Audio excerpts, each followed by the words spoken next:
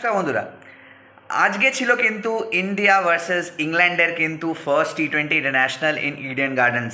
আর এটা কিন্তু খুবই মাচ অ্যান্টিসিপেটেড ম্যাচ ছিল। আর অ্যান্টিসিপেটেড ম্যাচ কেন ছিল?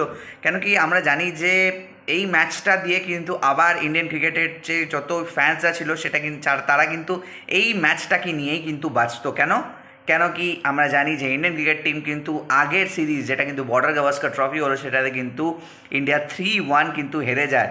আর এই সিরিজটা কিন্তু আবার ওই রিভাইভাল, আবার ওই mood shift from that loss in Australia থেকে কিন্তু আবার জয়ে ফিরে আসা কিন্তু ম্যাচ আর সিরিজটা ছিল কিন্তু এইটা। তো প্রথম ম্যাচ ছিল কিন্তু ইন্ডিয়া ভার্সেস ইংল্যান্ডের। আর এটা কিন্তু অফকোর্স ইডেন গার্ডেন্সে হয়েছে। আর ইডেন গার্ডেন্স মানে কি জয়, সিটি অফ জয়ে খেলা। আর সিটি অফ জয়ে খেলাতে কি ইন্ডিয়া জয় মানে আনলো ইন্ডিয়ান সমর্থকদের? হ্যাঁ বন্ধুরা, আপনারা জানেন যে ইন্ডিয়া কিন্তু সত্যি জয় এনেছে প্রতিটা সমর্থকদের মনে। অ্যান্ড যদি ম্যাচের নিয়ে যদি কথা বলি, সবথেকে প্রথমে যদি ম্যাচের নিয়ে কথা বলি, তাহলে সব থেকে প্রথমে যে শুরু করার আগে যদি আপনারা চ্যানেলে নতুন এসেছেন তো অবশ্যই লাইক করে দেবেন, শেয়ার করে দেবেন আর সাবস্ক্রাইব করে দেবেন বন্ধুরা। আর নিচে বেল নোটিফিকেশান আইকনটা দেওয়া রয়েছে, সেটা কিন্তু ক্লিক করে দেবেন, কেন কি এমনি অ্যানালিসিসের ভিডিও কিন্তু আপনাদের কাছে আসতে থাকবে।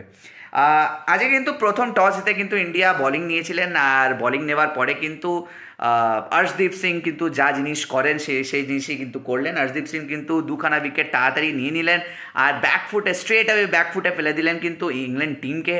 বাট ওখান থেকে কিন্তু আমি বলবো যে ইংল্যান্ডের টিম কিন্তু কোনোভাবেই রিকভার করতে পারেনি।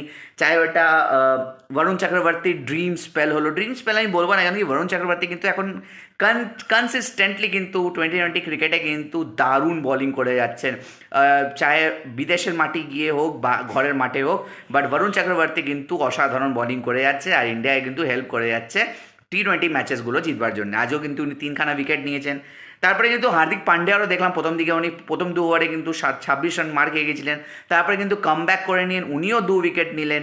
অক্ষর প্যাটেল মার খেয়েছিলেন স্টার্টিংয়ের দিকে, তারপরে উনিও কামব্যাক করে 2 উইকেট নিলেন। তো অল টুগেদার কিন্তু ইংল্যান্ড কিন্তু অল আউট হয়ে যায় বাই স্কোরিং জাস্ট 132 রানস।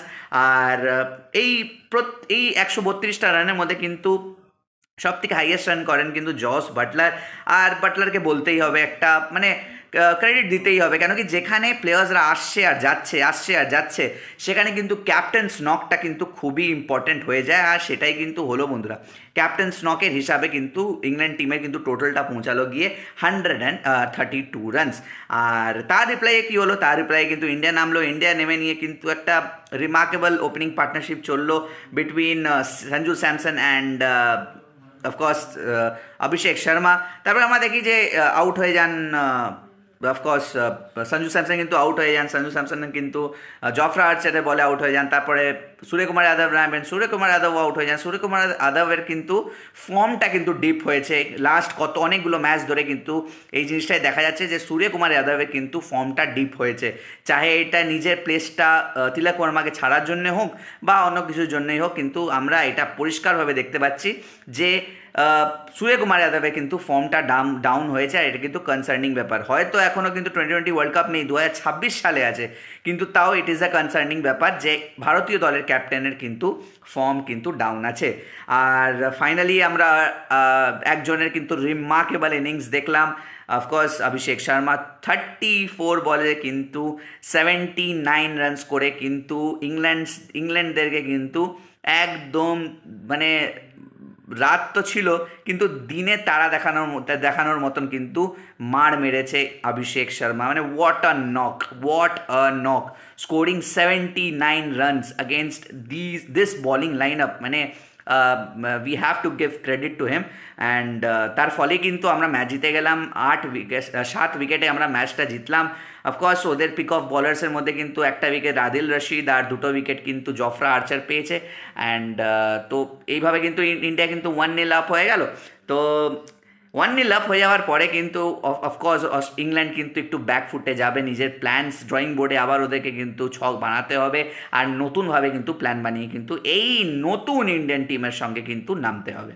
তো এই ছিল বন্ধুরা আজকে ভিডিওটা। আপনারা যদি এই ভিডিওটা ভালো লেগে থাকে তো অবশ্যই লাইক করে দেবেন, শেয়ার করে দেবেন, নিচে সাবস্ক্রাইব বাটন দেওয়া রয়েছে সাবস্ক্রাইব করে দেবেন, কেন কি এমনি অ্যানালিসিসের ভিডিও কিন্তু আপনাদের কাছে আসতে থাকবে।